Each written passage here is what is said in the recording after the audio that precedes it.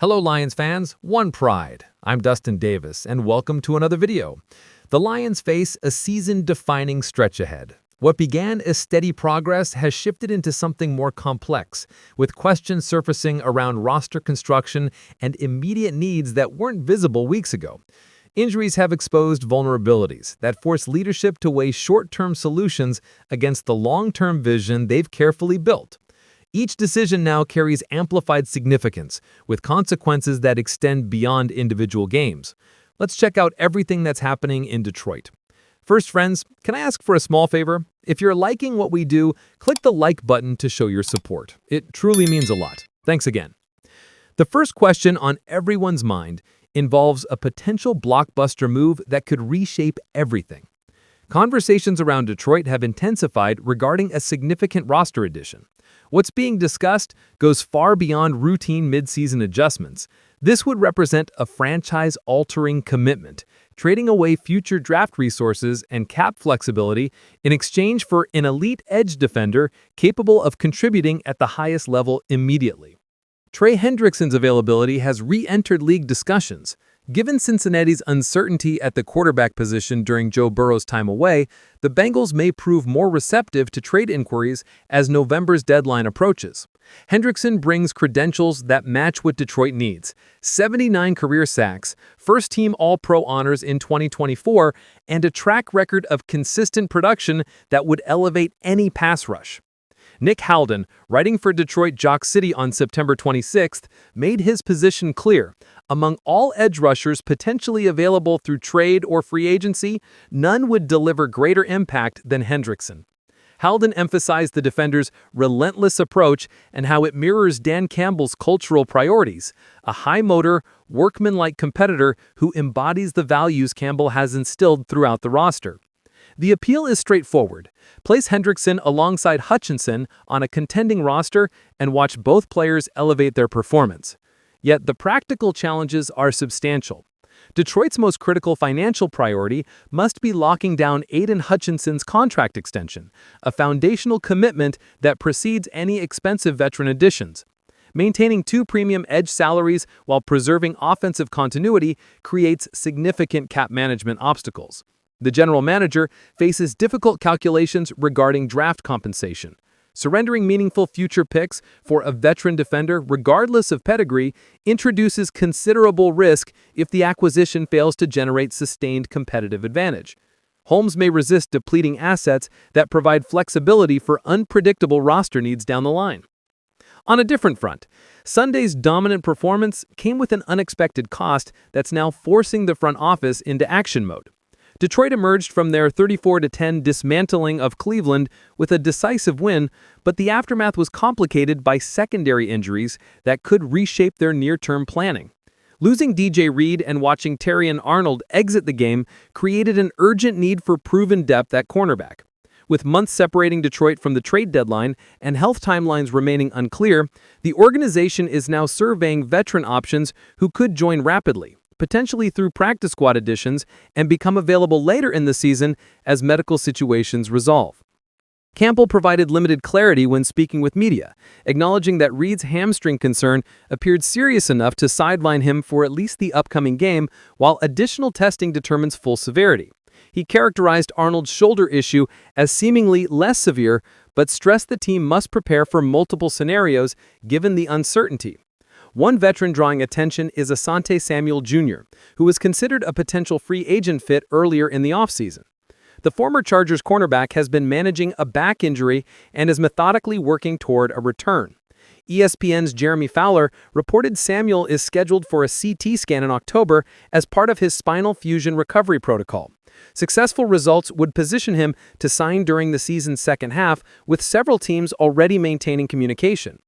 Given Samuel's medical timeline and current status, Detroit might explore initially bringing him aboard through the practice squad to begin defensive installation at a controlled pace. This approach would minimize immediate risk while allowing Samuel to integrate into the system gradually, with potential elevation to the active roster once he's fully cleared, providing veteran presence and guidance for younger defensive backs. Christian Boer of SI suggested in August that Samuel could bring meaningful value to Detroit, particularly in a mentorship capacity for the developing secondary. Samuel's playing time was limited to just 4 games last season due to injury, but his experience could stabilize a cornerback group that remains solid overall, yet would benefit from additional veteran knowledge and depth. Shifting our attention to the quarterback room, there's an intriguing possibility emerging that could address depth concerns down the line. The Lions quietly closed their Hendon Hooker chapter before the 2025 regular season kicked off, choosing to keep Jared Goff as the unquestioned starter while ending Hooker's developmental tenure that never materialized as hoped. With a roster constructed for immediate contention, Detroit's front office is now considering low-cost methods to strengthen quarterback depth without compromising the current competitive window. Among available options, Texas Tech's Behren Morton has appeared on various draft evaluations as the type of athletic, strong-arm signal caller who profiles as a Day 3 developmental prospect, the kind that contender can add, develop, and potentially turn into long-term insurance. Ian Cummings of Pro Football Sports Network projected Morton to land with Detroit at pick number 180 in his 2026 mock draft, typical 6th-round territory for a developmental quarterback. Dan Brugler of The Athletic identified Morton among Week 3 performers who caught his attention, which subsequently triggered additional analysis from other national evaluators. Evaluators highlight Morton's arm talent and capacity to deliver throws from unconventional platforms. Anthony Licciardi labeled him a live-armed passer with adequate accuracy to function in numerous NFL concepts. Licciardi also noted Morton's mobility and ability to generate rushing production when plays break down, adding a complementary dimension to his passing skill set. Simultaneously, scouts caution about inconsistent pocket fundamentals and decision-making that degrades when facing pressure. These limitations push Morton firmly into Day 3 developmental territory, an upside selection requiring extensive coaching rather than immediate playing time. Forecasting Detroit's draft strategy next spring depends on numerous factors: Morton's remaining college production, injuries throughout the roster, free agent decisions, and the contractual status of backup options. Kyle Allen's deal expires after this season. If Detroit opts to sign a costly veteran backup in free agency, the motivation to draft a developmental passer would decrease. Conversely, if Morton's evaluation rises significantly, he might exit Detroit's late-round range entirely. Morton's early season production, high completion percentage, favorable touchdown-to-interception ratio, and strong downfield efficiency has elevated his profile. Those numbers show promise, but derive from limited exposure and should be considered alongside film study and predictive modeling. Morton fits the profile of a Day 3 developmental quarterback who could interest a contender seeking low-risk upside. For Detroit, selecting him would represent a modest investment that preserves present competitiveness while hedging future depth requirements. Circling back to the defensive backfield situation, new names are surfacing as potential solutions to fill the sudden void at cornerback.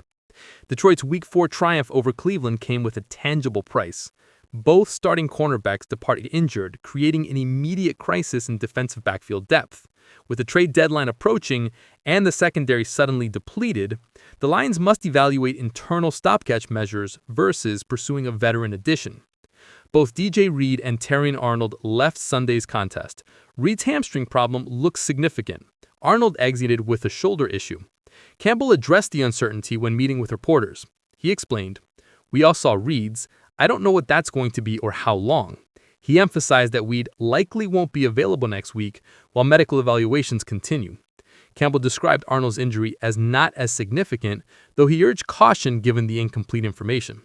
Ian Rappaport of NFL Network reported that Seattle could make Pro Bowl cornerback Riq Woolen available before the deadline, particularly with Devin Witherspoon returning to the lineup and other options emerging. Woolen, playing on a contract year, has experienced reduced playing time, fueling speculation that Seattle might entertain trade inquiries. A former 5th-round selection turned Pro Bowl performer, Woolen has generally exceeded his draft position's expectations. Throughout his first 3 seasons, he maintained strong metrics, limited completion rates, and opposing passer ratings, though his 2024 numbers reflected regression, with both completion and passer rating metrics climbing. Nonetheless, his boundary experience would enable Detroit to shift Amik Robertson into the slot, where Robertson typically performs best, and insert Woolen into outside responsibilities. Woolen is in his contract's final year, so any trade requires negotiating draft compensation and salary considerations. If Reed's injury keeps him sidelined for significant time, the value of immediate veteran help might justify the acquisition cost. The market operates on compressed timelines. If Detroit holds genuine interest, acting quickly is prudent before Seattle reverses course or internal health improvements reduce Woolen's availability. Trade markets fluctuate rapidly, injuries heal, and organizations reassess needs constantly. If the Lions determine they need a veteran boundary corner, Woolen represents an actionable target that could reinforce Detroit's coverage and allow coaches to restore preferred slot and boundary alignments. The Lions stand at a crossroads that will define their immediate future and long-term trajectory. But before we wrap up, we want to hear from you on these critical decisions facing Detroit's front office. Which move should be Detroit's top priority? What would you do if you were Brad Holmes? Leave it in the comments. Support the channel by leaving a like and subscribing. Stay one step ahead with all the latest on Lions. See you in the next one.